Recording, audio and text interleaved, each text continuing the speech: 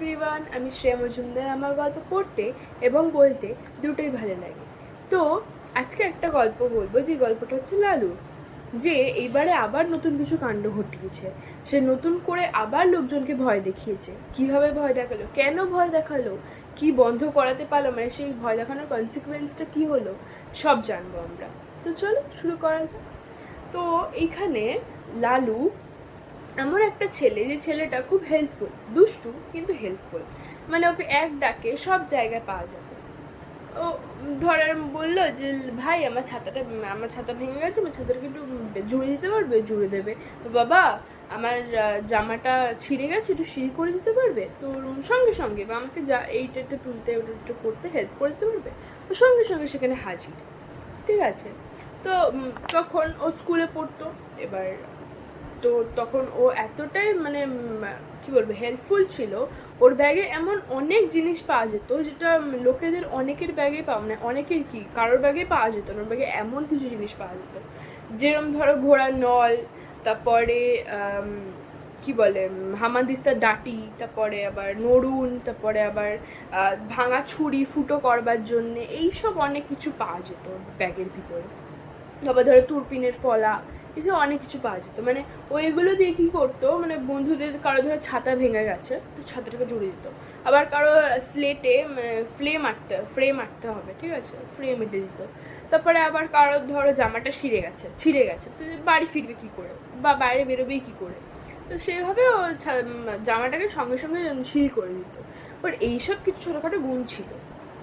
তো কি হয়, একদিন ও এরকম মায়ের থেকে 10 টাকা নিয়ে ওরম ড্রেনের, মানে কিছু লোককে 10 টাকা দিয়ে ওর কিছু লোককে জোগাড় করেছে, যে তারা ড্রেন পরিষ্কার করবে। ড্রেনে এত ময়লা, এত ইসে সব পরিষ্কার করবে। তো হ্যাঁ, ঠিক আছে। তো এবারে ও পরিষ্কার করাচ্ছে ওকে, দাঁড়িয়ে মাথায় টুকটুকি করে দাঁড়িয়ে রয়েছে, পরিষ্কার করাচ্ছে। বন্ধু বান্ধব তো যাচ্ছে, ওকে দেখছে, বলছে যে কি রে লালু, তুই আসবি না, ক্লাসে আসবি না? ও বলে না রে, তোরা যা তোরা দৌড়া, তাহলে তোদের ঢেরা পড়ে যাবে, সে পার্সেন্টেজে ঢেরা পড়ে যাবে। পার্সেন্টেজে ঢেরা পড়ে যাবে মানে এখানে তোদের মানে পার্সেন্টেজ কমে যাবে, তুই তাতে দৌড়া, পড়াশোনা করতে দৌড়া। লালু এইসব খুব ফানি ওয়েতে নিত। ওর মানে কাজটা করবে, ও টাকা ইনকাম করবে, ব্যাস। ঠিক আছে। তো কি হয়, তখন মনোহর চাটুর্যের বাড়িতে পুজো ছিল, কালী পুজো ছিল। ঠিক আছে। এবার আগেকার দিনে বড় করে পুজো হতো, অফকোর্স তখন পাঠা বলিও দেওয়া হতো। 2টো করে পাঠা আনা হতো ওদের বাড়িতে, পুজো এরকম মানে পাঠা বলি দিয়ে মায়ের কাছে ভোগ চড়ানো হতো। তো ঠিক আছে। এবারে যে পাঠা কাটতে আসবে, মানে পুজোর দিনকে, তাও দুপুর রাত্রে যে পাঠা কাটতে আসবে, তার অজস্র মানে বমি হচ্ছে, পটি হচ্ছে, মানে তার লুজ মোশন, তার শরীর প্রচণ্ড খারাপ, তার পেটে অজস্র ব্যথা, সে আসতে পারবে না। তার মানে অসম্ভব শরীর খারাপ, ঠিক আছে, ও আসতে পারবে না। তখন সবাই তো হতভম্ব হয়ে পড়েছে, যে না এই কী করে হবে, তো অমঙ্গল হয়ে যাবে। মা কাউকে যদি এই বলিটা না পড়ে 10-15 মিনিটের মধ্যে, তাহলে তো অমঙ্গল হয়ে যাবে, কেউ বাঁচবে না মায়ের কোপের থেকে, সবাই মারা পড়বে। তো তখন মানে ধরুন গ্রামেরই একজন কেউ বলে ওঠে যে না, লালু তো কাটতে পারে আমাদের, চলো লালুর কাছেই যাওয়া যাক। তো সবাই যথারীতি গেছে লালুর বাড়ি, যথারীতি লালুর বাড়িতে যায়। এবারে লালু এরকম চোখ ডলতে ডলতে ওঠে, ঘুমাচ্ছিল, চোখ ডলতে ডলতে ওঠে। যে তখন যখন ওরা সব কিছু শোনে, যে এরকম যে পাঠা বলি দিতে পারতো, সে আসতে পারবে না, তার পেটে প্রচণ্ড ব্যথা, সে অজস্র মানে একদম বিছানায় শোয়া, সে আসতে পারবে না। তখন ও বুঝলো যে ওকেই যেতে হবে। তখন ও সঙ্গে সঙ্গে বলে দিল যে না, আমি ছোটোবেলায় এমন অনেক পাঠা বলি দিয়েছি বা এরকম অনেক কিছু করেছি, বাট এখন আর আমি দেবো না, কারণ আমি এখন এই জিনিসটা বুঝতে শিখেছি, এখন আর আমি ওসবের দিকে এগোবো না। তো এরকম নাকচ করে দেবে। সবার তো মাথায় হাত, কি করবে, তো ঢের অমঙ্গল হবে যদি পাঠা বলি না হয়, যদি মায়ের ভোগে যদি পাঠা না চড়ানো হয়, তো ঢের অমঙ্গল হবে, সবার উপর মায়ের কোপ এসে পড়বে। তো তখন পুরুত্তা বলে কি, বাবা তুমি এরকম করো না, তুমি চলো, এতে আমাদের সারা গ্রাম নষ্ট হয়ে যাবে, নির্বংশ হয়ে যাবে, তুমি চলো। তো এবারে তখন লালুর বাবা এসে বলে যে লালু ওরা নিরুপায় হয়ে এসছে, তোমাকে যেতে হবে। তো বাবার আদেশ অমান্য করতে পারবে না লালু, তো লালুকে যেতে হলো রীতিমতো। তো যায় লালু, ওখানে পৌঁছে যায়। এবার তখন দুটো ও হাড়ি কাঠের সামনে খাড়াটাকে নিয়ে দাঁড়ায়। দুটো পাঠা সাইডে দুটো পাঠাকে রেখে বেঁধে রাখা হয়েছে। তো এবার পুরুষ যায়, একটার মাথায় সিঁদুর পরায় আর গলায় জবা ফুলের মালা পরায়, দিয়ে ওটাকে টানতে টানতে নিয়ে যায়, গলা দেয় হাড়ি কাঠে। এবার লালু খাড়াটা তোলে, চোখের পলকের মধ্যে খাড়াটাকে ফেলে, ব্যাস। তখন দেখলো যে পাঠাটার মুন্ডুটা এরকম রয়েছে, পড়ে রয়েছে, আর পাঠাটার শরীরটা মানে আর কি শুয়ে পড়েছে। কি করবে, তো মরে গেছে, মারা গেছে আর কি। তো পড়ে গেছে আর মানে রক্তাক্ত হয়ে গেছে, জায়গাটা একদম লাল রং হয়ে গেছে। এবার সেই ওই মানে বলিটার মধ্যে সবাই আর কি মা মা করে চিল্লে ওঠে। মানে পাঠাটার আর কি মানে লাস্ট যে মানে ডাকটাও সেটাও শোনা যায় না।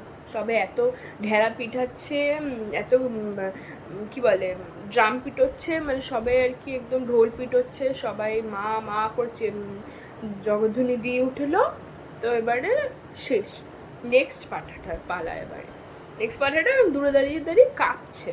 তখন সেই মুহূর্তে আবার পুরুতটা গেল, ওর মাথায় এরকম সিঁদুর ছোয়ালো, সিঁদুর দিয়ে টান মেরে দিল, আর একটা গলায় এরকম জবা ফুলের মালা পরিয়ে দিল, দিয়ে গিয়ে ওকে আবার বসালো, ঠিক আছে, হাড়ি কাঠে মুন্ডু দিল। লাস্ট বারের জন্য কাউকে মানে এত কষ্ট হচ্ছে, মানে লালু না চোখটাকে বন্ধ করে নিয়েছিল, ওর এতটা কষ্ট হচ্ছিল, পারছিল না জিনিসটাকে নিতে বা দেখতে। প্রথম পাঠা বলিটার পরে চোখটাকে বন্ধ করে নিয়েছিল। তো তখন তো সেকেন্ড পাঠা বলি এরকম হবে, তো ওরকম গলা দিয়েছে হাড়ি কাঠে। তারপর লালু আবার তুললো খাড়াটাকে, আবার এরকম ফেললো, শেষ, মিনিটের মধ্যে শেষ। ওরকম সবাই মা মা করে উঠলো, ঢেড়া পিটোচ্ছে, ওদিকে ড্রাম পিটোচ্ছে, ঢোল পিটোচ্ছে, সব পিটোচ্ছে, ওদিকে লালু জিনিসটা নিতে পারছে না, এত কষ্ট হচ্ছে।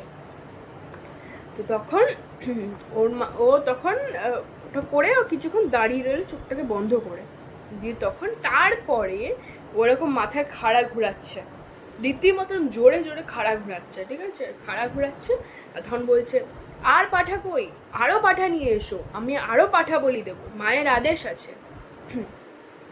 মায়ের আদেশ আছে। এবার কেউ ওই লোক ভিড়ের মধ্যে কেউ কাঁপতে কাঁপতে বললো, মানে কাঁপা কাঁপা গলায় বললো যে আর তো পাঠা নেই, আমাদের তো দুটো পাঠাই দেওয়া হয়, আর তো পাঠা বলি হয় না আমাদের। Excuse me. তো লালু ওরকমই বললো যে না, আর পাঠা চাই, আরো পাঠা চাই, যদি আরো পাঠা না দেওয়া হয় তাহলে নরবলি দেব। মাথায় খাড়া ঘুরাচ্ছে আর এরকম বলছে, যদি আরো পাঠা নিয়ে আসো, যদি না পাঠা দিতে পারো তাহলে আমি নরবলি দেব, মায়ের আদেশ আছে, মায়ের খুন চেপেছে আমার উপরে। তো তখন ও একদম জাম্প করে নিচটাতে চলে আসে, যেখানে সব লোকগুলো দাঁড়িয়ে ছিল, সব লোকজন। তো সব লোকজন সদর দরজার দিকে ছুটতে শুরু করে, মানে কেউ মানে আর কি সবাই তো ভয় পেয়ে গেছে যে লালুর এরকম খুন চেপেছে, মানে সবাইকে মেরে ফেলতে, মানে ওর কি কাউকে না কাউকে নরবলি দেবেই দেবে। তখন সবাই সদর দরজার দিকে ছুটতে শুরু করলো, কেউ কারো বগলের নিচ থেকে, কেউ কারো পায়ের ফাঁকের নিচ থেকে, কেউ কারো কাঁধের উপর থেকে, মানে একদম যাচ্ছে তাই পরিস্থিতি। তো তারপরে পুরুতটা গিয়ে লুকিয়েছে হচ্ছে মায়ের যে আইডলটা রয়েছে, সে মায়ের আইডলটার পিছনে, ঠিক আছে। ও তো রোগাশোকা মানুষ, ওর এখানে ছুপটি করে লুকিয়ে পড়লে কেউ দেখতেও পাবে না। তখন আর মনোহর চাটুর্য হচ্ছে মোটা সোটা, একদম মোটা সোটা গাবদু গুবদু মানুষ, উনি কি আর দৌড়াতে পারবে না দৌড়াতে। তো উনি বসে রয়েছে যেখানে, উনি বসেই রয়েছে। তো তখন লালু এসে বলছে, কিরে চল, তোকেই দেবো নরবলি, তোকেই বলি দেবো, চল হাড়ি কাঠের গলা দেবী চল। তখন উনি বলছে, না না বাবা, এটা হয় নাকি, মা তো জগৎ জননী, মা থোড়ি না কাউকে আর কি বলবে যে আমাকে রক্ত দাও বা আমাকে মানে বলি দাও, থোড়ি না বলবে, মা তো জগৎ জননী। তখন লালু বলছে, মা জগৎ জননী, তুই জগৎ জননীর মানে জানিস? তো তখন ও বলছে যে তুমি আমার অনেক মানে কাছে রিলেটিভ হও, তুমি আমাকে চিনতে পারছো না, আমি তোর কাকা হই, তুমি চিনতে পারছিস না, এরকম করিস না বাবা, মায়ের এটা আদেশ হতেই পারে না, মা তো জগৎ জননী। তো তখন লালু ওকে ছেড়ে দেয়। তখন ও বলে যে বাবা আমি এখন, তুই এখন যা, তুই এখন ধরিস না আমাকে, আমি একটু পায়খানায় যাই। তো এই বলে ও লালু ওকে ছেড়ে দেয়, মনোহরচার্যকে ছেড়ে দেয়। তখন বলে যে পুরুত কোথায়, পুরুতকে ধরতে হবে। গেছে, ধরেছে, তখন টানতে টানতে হিজড়াতে হিজড়াতে নিয়ে এসছে পুরুতটাকেও। পুরুত বলে ফেলেছে যে এটা কি করে হয়, তো মায়ের আদেশ, মানে মায়ের আদেশ তো হতেই পারে না, মা তো জগৎ জননী, মাও মানে পুরুতে এরকম সেম কথা বলেছে। এই বলতে বলতে আর লালু হেসে ফেলেছে, হা হা হা করে হেসে ফেলেছে। তো তখন সবার আর বুঝতে বাকি রইল না যে ও এইসব নাটক করছিল, সব নাটক করছিল। ও এত খালটাকে হাত থেকে ছাক করে ফেলে দিয়ে ও হা হা হা করে হেসে ফেলেছে। সবাই তো বেরিয়ে এসছে, দৌড় মেরে সেকেন্ডের মধ্যে দৌড় মেরে পালিয়ে গেল। সবাই বুঝতে পারে যে লালুর এটা একটা ছল ছিল, মানে লালু ইচ্ছা করে সবাইকে ভয় দেখানোর জন্যে এইসব করেছে। ও হ্যাঁ, আমি একটা জায়গায় মিস করে গেলাম, সরি। সেটা হচ্ছে ইভেন কি মনোহর চাটুর্যে এটাও বলেছে যে তিন সত্যি করে বলছি লালু বাবা আমার, আমি আর কোনো দিন তিন সত্যি করছি মায়ের সামনে, আমি কোনো দিনও মানে মা মানে কালী ঠাকুরের সামনে আমি তিন সত্যি করে বলছি যে আমি আর কোনোদিনও পাঠা বলি দেবো না। তো তো বলে দিয়েছে, তো আর শেষ হয়ে গেছে। তো তখন লালন ছুটতে পালিয়ে যায়। তো পালিয়ে যাওয়ার পরে তখন মনোহর চাটুর্য তো প্রচণ্ড রেগে যায়, মানে প্রচণ্ড মানে না বাস্ট আউট করে লিটারাল। বলে কি যে দাঁড়াও, যখন বাড়ি ফিরে আমাকে ওর বাবার হাত থেকে আমাকে 50 ঘা জুতো খাবো না, 50 ঘা জুতো খাওয়াবে লালুকে আর কি। তো তখন লালু তো আর 10-15 দিনের মধ্যে বাড়ির কাছাকাছি পিঠোপিঠি কোথাও নেই। তো 7-8 দিন পরে লালু ফেরে। এবার মনোহর চাটুর্যের ঘরে বসে এরকম নিউজ পেপার পড়ছিল, কারণ দেখছে কি এরকম সাইডে তাকিয়ে দেখছে কি যে কেউ দাঁড়িয়ে আছে, মানে এরকম কেউ বসে আছে, গুটি মুটি হয়ে বসে আছে। তো তখন এসে মনোহর চাটুর্য বলে কি কে এখানে বসে আছে, কে এখানে বসে আছে, বেরিয়ে আয় বলছি। বেরিয়ে আসে লালু। লালু বলে যে বাবা আমাকে, মনোহর চাটুর্য কাকা আমাকে ছেড়ে দাও, আমার ভুল হয়ে গেছে, আমি আর করবো না এরকম, আর আমি এরকম কাউকে আর ভয় দেখাবো না। তখন উনি ক্ষমা করে দেয়, তো বাড়িও ফিরে যায়। বাড়ি ফিরে গেলে হয়তো 7-8 দিন পরে ফিরলে কি হয়, মানে ঝাড়টা কম খায়, মানে যখন মা বাবার যখন রাগটা থিতিয়ে যায় তখন মানে ঝাড় কম খাবে, মানে কেলানি খাবে না আর কি, এরকম একটা ব্যাপার। মারধর খাবে না, বাট ঝাড় একটু অল্প একটু খেয়ে নেবে, কিন্তু ওরকমই। তো হ্যাঁ, এটা লালুর মানে যদি আমার পার্সোনাল এখানে ওপিনিয়ন জানতে চাই, হ্যাঁ এটা লালুর ঠিকই আছে, মানে লালু এটা যে করেছে ও ভয় দেখিয়েছে, হ্যাঁ এটা ভয় দেখিয়েছে, কিন্তু হ্যাঁ কিন্তু এটা ঠিক ছিল যে পাঠা বলি দেওয়াটা উচিত না। কারণ যখন যেরকম মনোহর চাটুর্য যেরকম নিজের মনে হয়েছে যে উনি মা তো জগৎ জননী, মা কি কোনোদিনও বলে দিতে পারবে, যখন ওনার নিজের পালাটা এসছে তখন উনি জিনিসটা বুঝেছে। যখন এই পাঠাগুলোর পালা ছিল তখন জিনিসটা বোঝেনি উনি, তার জন্য তাদের পাঠা বলে দিয়েছে। দুটো পাঠা ওরকম মরে গেছে, তাই তো ওরাও তো একদম নিরীহ নিষ্পাপ একটা প্রাণী, ওদেরকে এসব উচিত করা ওদের উপরে। তো যাই হোক, লালুর উচিত শিক্ষাও দিয়েছে। তারপরের থেকে আর ইসের বাড়িতে ওরকম মনোহর চাটুর্যের বাড়িতে আর পাঠা বলি দেওয়া হয় না। কালী পুজো যেরকম হয় কিন্তু পাঠা বলি দেওয়া হয় না। তো মোরাল অফ দ্য স্টোরি, এইসব করতে নেই, এইসব কাটাকাটি বা এইসব পাঠা বলি দিতে নেই, মানে আমার মনে হয়। কারণ আমাদের বাড়িতেও বড় করে কালী পুজো হয় না, বাট ছোট করে হয়, অত অত অত অ্যারেঞ্জমেন্ট হয় না হয়তো, বাট ছোট করে হয়। আমাদের বাড়িতে কোনো সময় এরকম ছিল না, এত আর কি এরকম এত নিয়ম এত শৃঙ্খলা এত এসে ছিল না, কারণ আমার মা পছন্দ করে না, আমার বাবাও জিনিসটা পছন্দ করে না। তো আমার ঠাম্মা দাদু মানে ওই আর কি এইসব আর কেউ করে না, কেউ ওরা আমার মা বাবার সাথে তাল মিলিয়ে চলে।